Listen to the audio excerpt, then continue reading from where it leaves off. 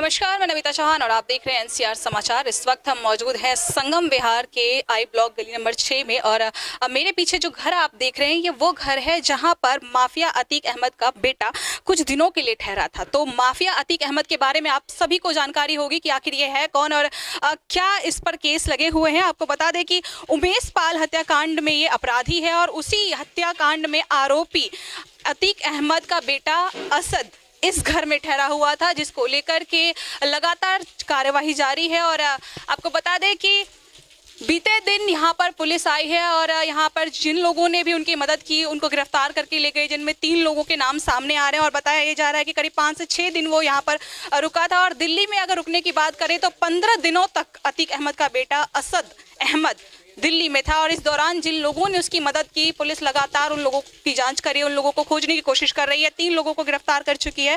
और अतीक अहमद की अगर बात करें तो उनको उम्र कैद की सजा हो चुकी है पहले ही, लेकिन अभी भी उनके बेटों की जो तलाश है वो जारी है, उनकी पत्नी की तलाश जारी है, क्योंकि इस मामले में उमेश पाल हत्याकांड मामले में अतीक अहमद के बेटे असद को भी आरोपी बताया जा रहा है। और ये घर वही घर है जिस घर में 15 दिन की जो मैं बात कर रही हूँ, दिल्ली में 15 दिनों तक रुके थे। तो 5 दिन से 6 दिन करीब बताया जा रहा है कि इस घर में भी रुका था अतीक अहमद का बेटा असद।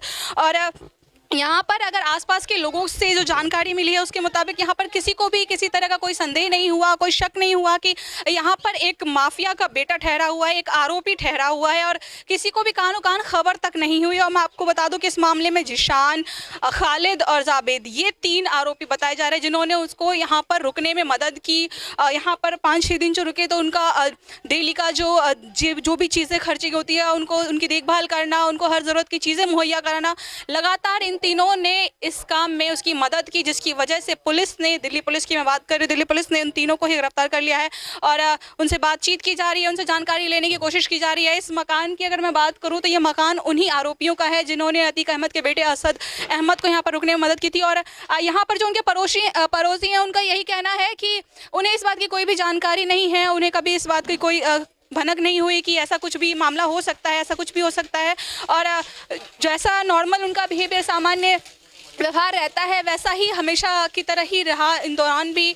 और इसीलिए किसी को कानो कान खबर तक नहीं हुई, किसी को इस बात की भनक नहीं हुई कि ऐसा कुछ भी यहाँ पर हो सकता है। और एक बार मैं फिर आपको घर दिखाना चाहूँगी, एक बार पूरा घर देखिए आप। ये वही घर है जहाँ पर कि अतीक अहमद का बेटा असद अहमद पिछले 5-6 दिन के लिए रुका था। और आपको बता दें कि जो भी इस मामले में उनके सहयोगी हैं उन सभी को दिल्ली पुलिस ने गिरफ्तार कर लिया है। लगातार उत्तर प्रदेश की पुलिस से और दिल्ली पुलिस के बीच में तालमेल बनी हुई है। जो भी खबरें हैं वो लगातार, जो भी सूचनाएं मिल रही हैं वो लगातार एक दूसरे से साझा की जा रही है। और सीसीटीवी की फुटेज, जो यहाँ पर सीसीटीवी कैमरे भी लगे हुए हैं, लेकिन इनकी लगातार जांच की जा रही है। और इस मामले में अभी तक कोई भी ऐसी खबर और सामने नहीं आई है कि हाँ, जो अलग अलग जो उन्होंने ठिकाने बदले थे 15 दिनों तक लगातार दिल्ली के अलग अलग ठिकानों पर असद अहमद रुका था, तो उस दौरान और कौन कौन से लोग उनके साथ में थे और किस किस ने उसकी मदद की, इसकी लगातार जांच की जा रही है। और एक बार मैं आपको दिखाना चाहूँगी कि देखिए, ऐसा नहीं है कि ये गली पूरी बंद पड़ी है या इसमें कोई रहता नहीं है। बहुत से लोग हैं यहाँ पर, बहुत से लोग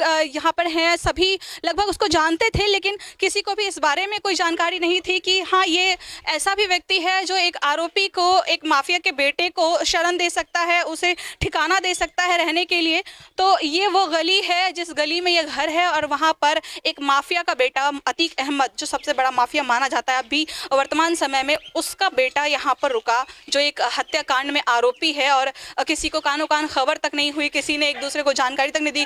और व्यवहार की मैं बार बार बात कर रही हूँ क्योंकि इस दौरान खालिद और जिशान और जावेद का व्यवहार कुछ ऐसा था कि किसी को भनक तक नहीं पड़ी कि वो लोग कुछ बहुत बड़ा अपराध कर रहे हैं, क्योंकि अपराधियों को शरण देना भी अपराध से कम नहीं होता है। एक बार फिर मैं आपको दूसरी तरफ दिखाना चाहूँगी कि ज़रा देखें, इस पूरी गली में ऐसा नहीं है कि लोग नहीं रहते हैं, बहुत लोग हैं यहाँ पर, काफ़ी सारे लोग, लेकिन किसी को भी इस बात की कोई भी जानकारी नहीं थी कि ऐसा कुछ भी यहाँ पर हो रहा है। ये जो घर आप देख रहे हैं, इस घर में नीचे का जो ग्राउंड फ्लोर है, इस फ्लोर पर एक अलग परिवार रहता है और हिंदू परिवार है वो।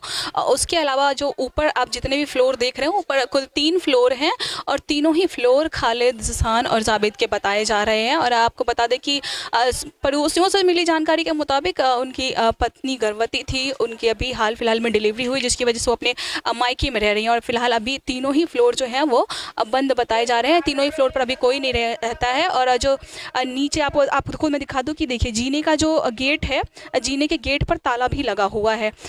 तो ये जो पूरा ऊपर का है ये पूरा बंद हो चुका है, ये पूरा बंद है, यहाँ पर अभी कोई नहीं रहता है। और जो नीचे परिवार रहता है एक हिंदू परिवार है, और उनका भी यही कहना है कि हमारे साथ भी सामान्य बिहेवियर था, हमारे साथ भी सामान्य व्यवहार था, तो हमें कभी इस बात का कोई संदेह नहीं हुआ कि यहाँ पर कुछ ऐसा आपराधिक चीज़ें हो रही हैं। किसी आरोपी को यहाँ पर रखा गया है और किसी आरोपी के बेटे को, अपराधी के बेटे को शरण दी गई है। तो कुल मिलाकर ये सारी जानकारियाँ सामने आ रही है। खैर जो पड़ोसी हैं वो सामने आकर खुलकर कुछ भी बोलने को तैयार नहीं है, कैमरे पर नहीं आना चाहते हैं। शायद कहीं ना कहीं उनके मन में भी डर है कि हमारे ऊपर भी कोई आँच ना आ जाए या हमें पुलिस पूछताछ के लिए ना बुला ले। तो ये भी एक डर है लोगों के मन में, जिसकी वजह से वो सामने नहीं आना चाहते हैं। लेकिन इस मकान की अगर मैं बात करूँ, इस बिल्डिंग की बात करूँ, तो जो लोग नीचे रहते हैं वो भी कुछ भी खुलकर सामने कैमरे पर बोलने को तैयार नहीं है। लेकिन अब पीछे से जो जानकारियाँ वो दे रहे हैं, वो जानकारियाँ मैं आप लोगों के साथ में साझा कर रही हूँ। उनका यही कहना है कि हमारे साथ कभी ऐसा उनका कोई भी व्यवहार नहीं था कि हमें शक हो कि वो किसी आरोपी के बेटे को, किसी अपराधी के बेटे को, किसी आरोपी को जो एक हत्याकांड में आरोपी है उसको अपने घर में रखे हुए, अपने घर में शरण दिए हुए। फिलहाल इस मकान में अभी कोई भी नहीं है, ऊपर के 3 फ्लोर में, और नीचे एक हिंदू परिवार रह रहा है जिनको किसी बात की, किसी भी तरह की कोई भी जानकारी नहीं है। और आपको बता दें कि इस मामले में पुलिस लगातार पूछताछ कर रही है कि 15 दिनों तक लगातार अतीक अहमद के बेटे असद अहमद को किस किस ने शरण दी, किस किस ने मदद की दिल्ली में रहने में, क्योंकि लगातार उसने अपने ठिकाने बदले। आपको बता दें कि जो अभी फिलहाल तीनों को ही दिल्ली पुलिस ने गिरफ्तार कर लिया है, और लगातार आपको इस बात की जानकारी देते रहेंगे कि आखिर उन तीनों से क्या सच्चाई बाहर आई है। और जो असद की तलाश है वो अभी तक जारी है। और जो लोग और जो लोग इस मामले में इन्वॉल्व हैं, शामिल हैं, जिन्होंने असद को मदद की थी, उनकी भी तलाश लगातार की जा रही है इस मामले में। और क्या खबरें सामने आती है आपको लगातार अपडेट करते रहेंगे। तब तक NCR समाचार पर बने रहे। कैमरामैन सिराज के साथ मैं नमिता चान, NCR समाचार, दिल्ली।